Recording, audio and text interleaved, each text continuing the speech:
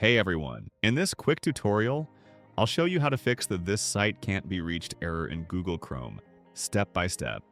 If this video helps, don't forget to like and subscribe for more simple tech fixes. So let's get started first. Click on the search bar at the bottom left of your screen. Type in Settings and press Enter. Inside Settings, click on Network and Internet from the left menu. Now scroll down and click on Advanced Network Settings. Keep scrolling until you see Network Reset. Click on it and then hit the Reset Now button. This will remove and reinstall all network adapters and restore settings to default. Don't worry, your PC will restart.